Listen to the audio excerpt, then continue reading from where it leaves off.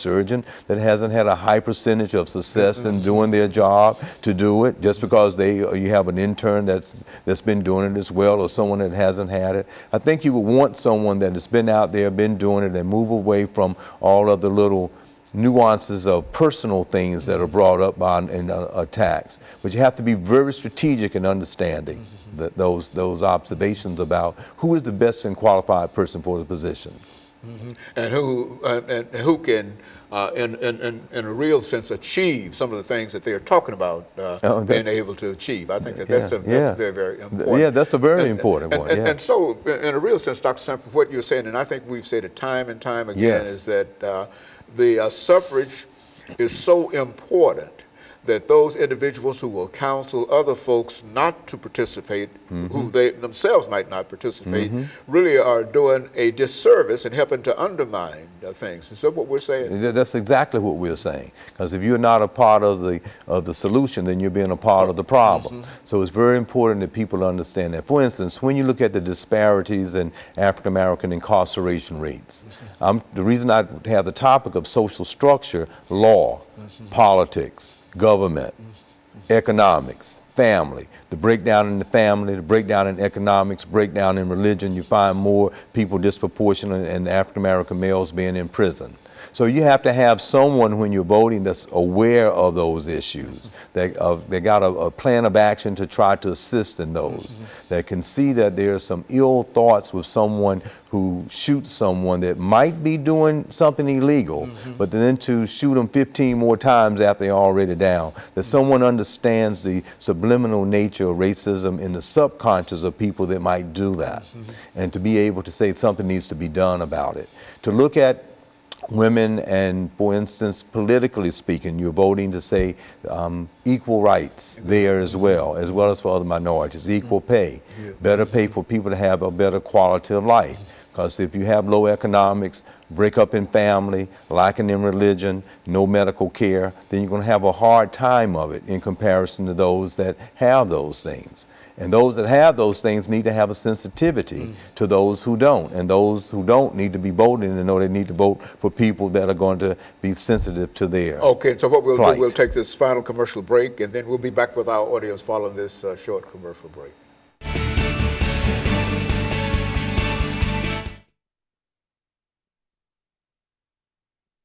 Yeah. Yeah, that's good. So we got 10 more minutes. And, okay. So this is the closing right now? Yeah, this is the All right. last segment, 10 minutes. You know, this. So you're giving us some excellent information. You always do. You know, I appreciate it. People just need to be made aware. Yeah, you yeah. know, and not to be going around counseling folks not to vote and talking about that they can't vote. Yeah, And you know, because you know, when you look at the breakdown of the population in many of these instances, we could almost rule the roost if we got out and registered and everything. Because so it's important to know that. Yeah. The reason I tried, I didn't want to say it because I don't like to take two sides, but the reason I mentioned that about knowing the platform is a lot of the younger ones, you'd be surprised they're for Bernie, because what he says is really nice. Sound good. But you know something else, when they say, even when Hillary Clinton said that sounds good, it's a grandiose type of a plan in the sky, but it's fiction. I asked my class, I said, well, what does she mean when she said it's a fiction? And they don't know what the word fiction is. You see what I mean? I know exactly. Hey, I was there too, you know. Yeah, I know. I got out early, but you'd be surprised, man. It's worse than that. You probably think it could get any worse. I don't think it can be too much. Man, I had a girl the other freshman just cursing at me in the classroom. Didn't even do her work, but still thinking it's my fault. Yeah. So I'm gonna try to sum up that thing again. Yeah, we got 10 minutes. Okay.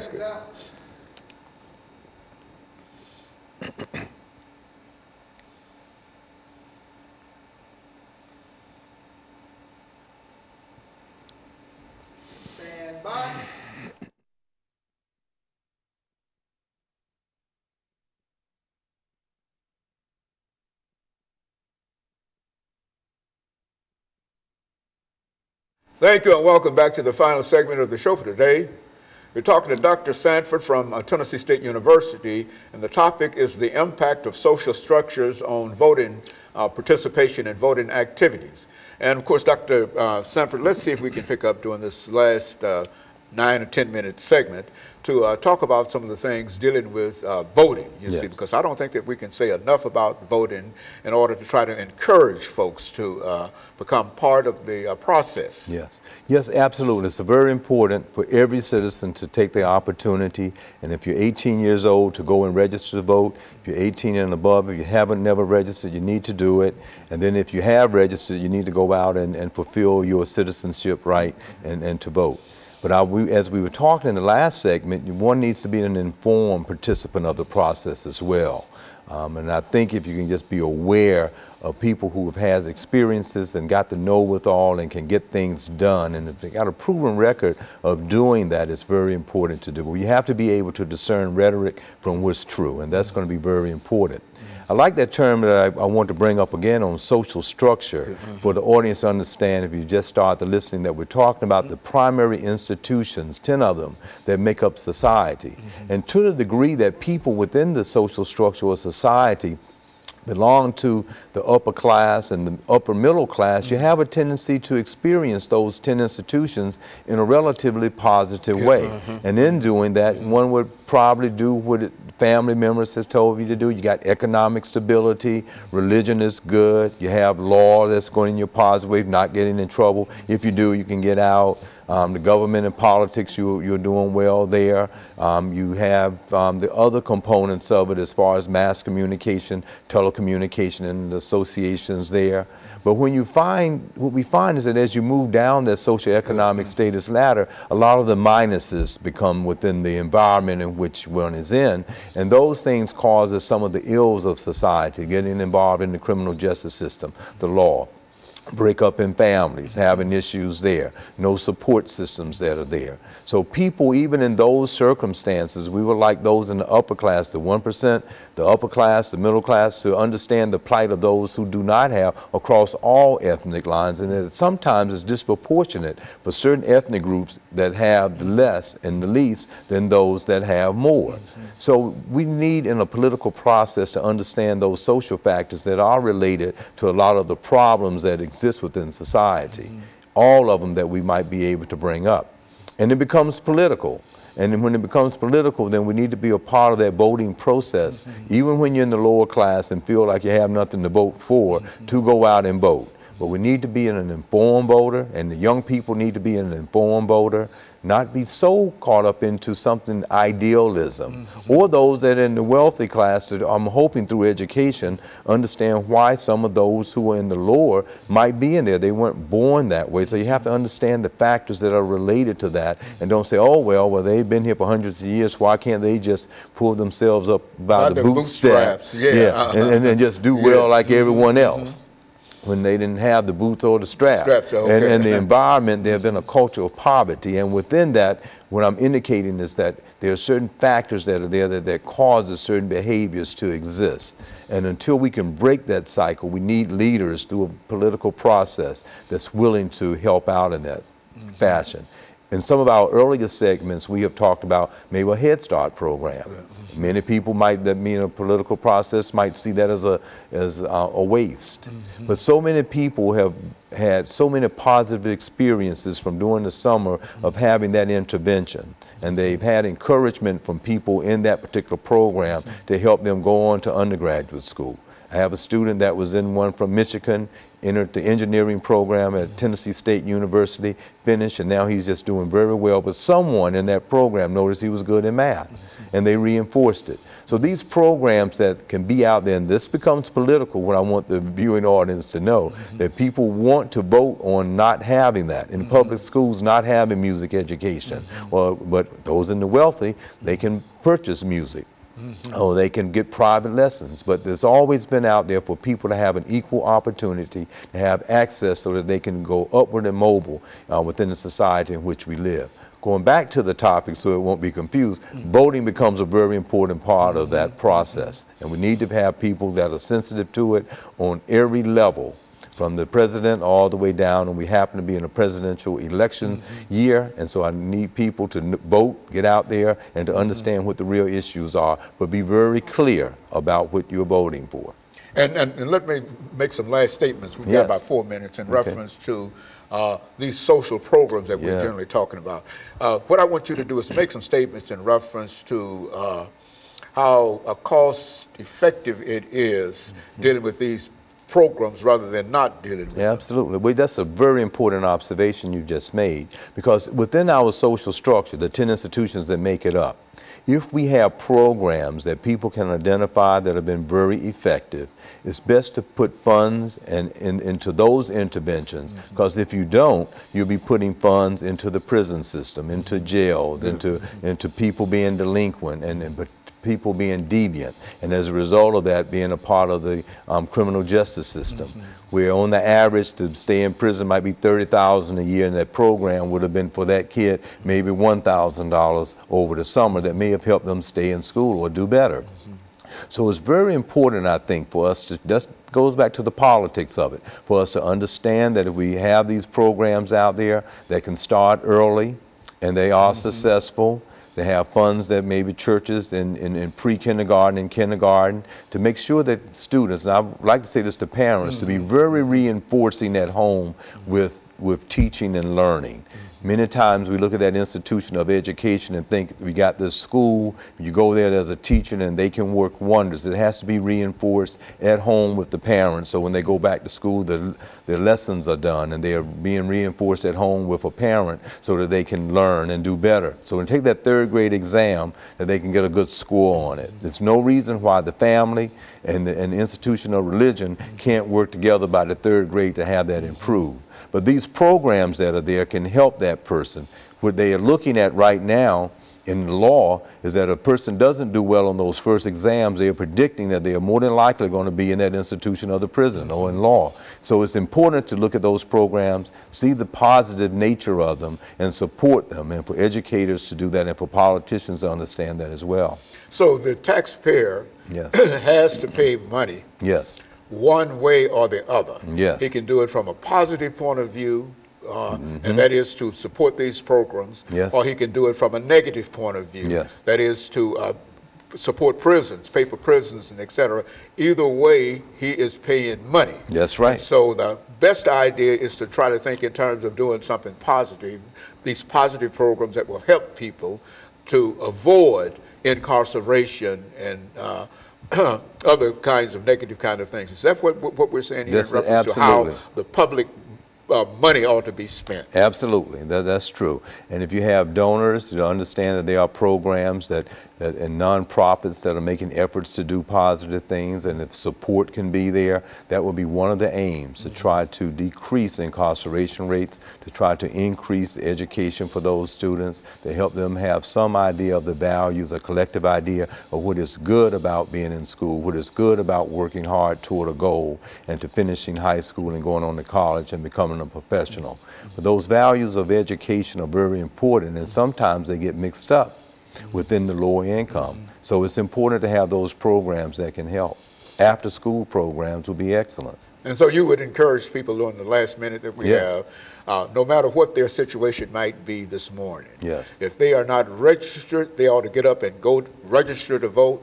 And after they register, they ought to be willing to participate in the suffrage in spite of any kind of obstacles that might be thrown in front of them. They ought to make a personal dedication to the fact that they are going to go out and register and vote, because we believe that that is a positive thing for us to do in order to move everybody within the society. Does that make any sense? That makes absolutely great sense, and for people of African descent should know that so many people out of 244 years of enslavement, 81 years of Jim Crow laws, had to fight for that right, and everyone should be a participant. And all other ethnic groups and everyone in the country should be a part of that process and make an educated vote, so that people who are disenfranchised can have a better life. Very good. Let me thank you, Dr. Sanford, for bringing that excellent information by. And let me encourage our audience to tune in again next week for another informative edition of Comments. Thank you and good morning.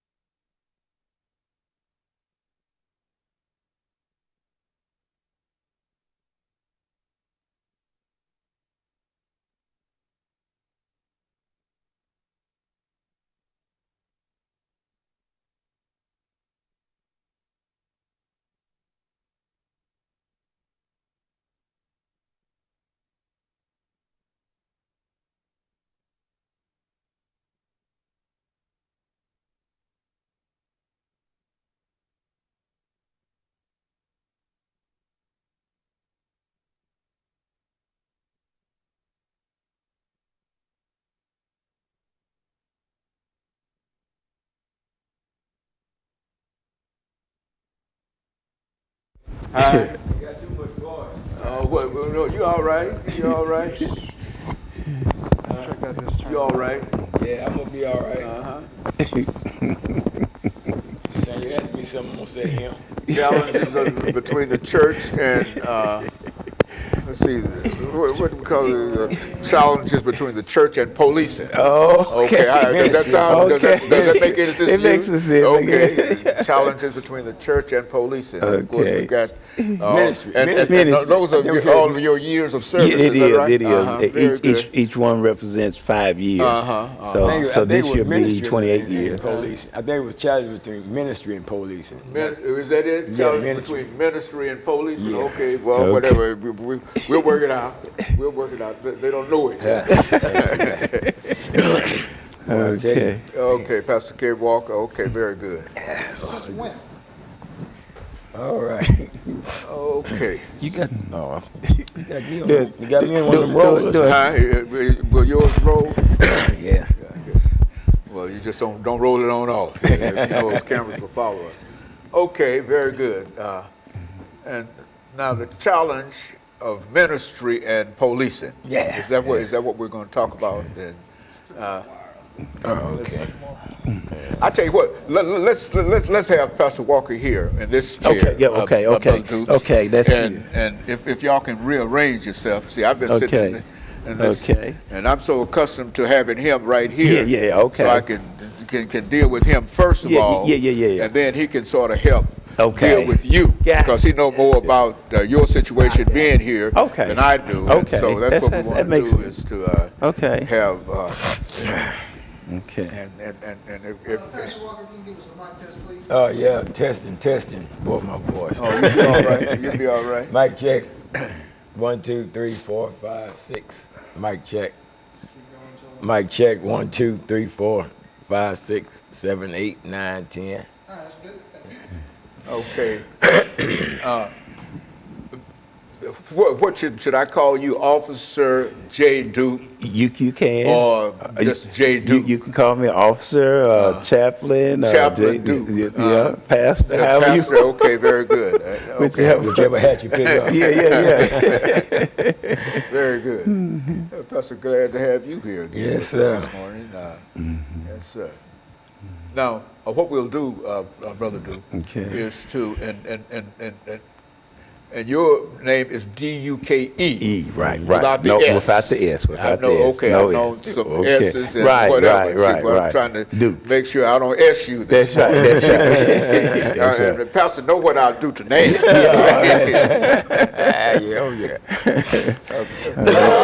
And so what we'll do, we'll have the first 6 minutes dealing with what we consider the background, education, and experiences. And that'll give you an opportunity to talk about some of the things in reference to that. So we'll devote that whole first 6 minutes to that. And we'll start off with Pastor Walker here after I'll announce the topic. We'll start off with him. We'll have him to give us some information in reference to his statements. And then he'll probably give 2 or 3 minutes, and then we'll turn it over. And you'll have about 3 minutes, 3 or 4 minutes to sort of talk about your background, et cetera. And we'll do that by when you finish up the first couple of minutes, then you say something, and then we'll throw it over to him. Okay. So the challenges between ministering and policing. Okay, very good. With Pastor K. Walker and Officer J. Duke. I got to put something on you.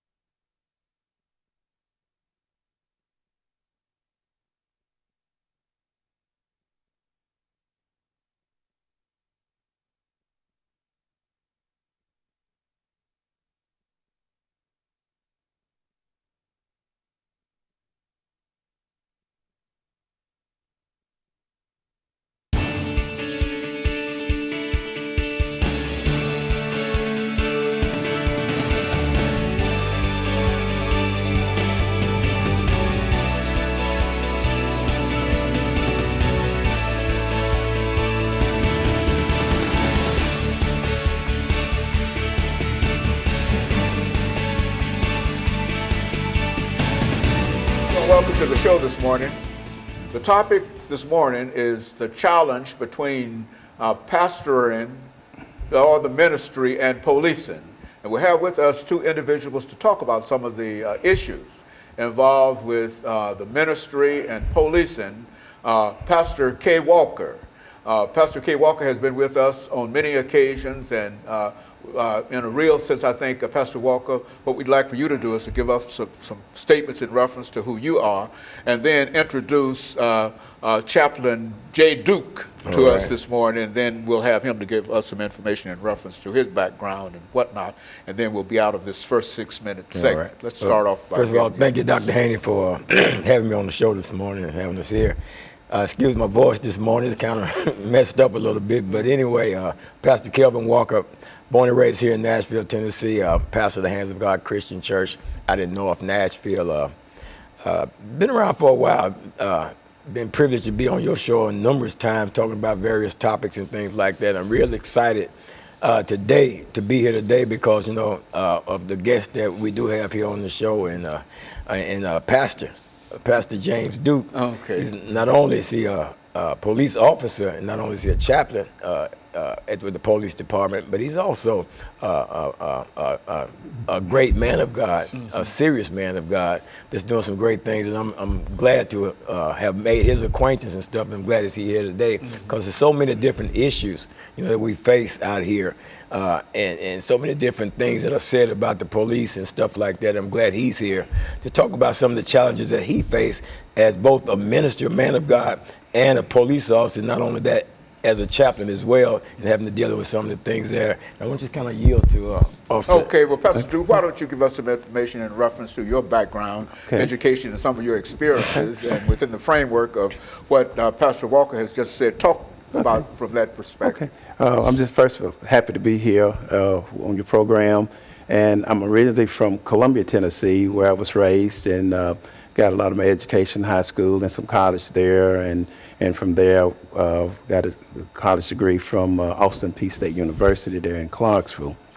And I'm also a pastor, local pastor here in Nashville, Tennessee, pastor of the St. Paul Primitive Baptist Church, working on my 20th year as a pastor there. And with the Metro Police Department, I'm working on 28 years as a Metro Police officer, and I've served now as the police chaplain, and I've got 17 years serving as the police chaplain for the Metro Police Department. And so, Pastor Walker, you've been responsible for bringing by so many important individuals. Why do you think that we ought to talk to Pastor Duke this morning in reference to some of the things? Well, because he's in sort of a unique situation, being a pastor, being in ministry, a minister, and also being a police officer, and you know, just to kind of discover, you know, how it is that you balance that. You know, we talked about some things in terms of, you know, hear from Pastor Duke about, you know, how do we respond when a police officer stops us? Some of the things that, you know, I've always wondered, you know, okay, you're a police chaplain, what exactly is it that a police chaplain do? And what is, you know, the everyday course of your duties and stuff like that, you know, those type of things like that. And I think it's, people will be interested, genuinely interested in knowing from a police officer's perspective some of the dangers that they face, you know, while they out there doing their job policing and stuff, and then how ministry kicks in, you know, when you're out there policing, and how that helps keep him covered and safe out there doing a dangerous job. And I think that's some valuable stuff he can bring to the table. Well, within that framework, Pastor Duke, why don't you think in terms of when you became involved with the ministry, how did you become a chaplain in the police department? I think you've indicated that you finished college, and then for the last 20 years you've been both a minister and a chaplain. You see, so, I mean, and a police. So let's talk about it from that perspective. I was a police officer some years before I even acknowledged my calling into the ministry and before I became a minister. But I've always felt the calling, even as being a police officer, because as just growing up, that was one of the desires of my heart, to be a police officer as well as a minister. And so happens that I was involved in an incident where I almost lost my life on the job once, and from that I think that was just the sparrow that pushed me further to go ahead and answer that call. And when I look at policing as well as pastoring, both of them, it's like working as a servant. And so it's kind of go hand in hand, because you're dealing with people in the church, and then even working as a police officer, you're dealing with people that have problems and situations, and it kind of ties hand in hand as a servant. Very good. And of course, what we'll do, we'll take this first commercial break, and we'll be back with our audience following this very, very short commercial break.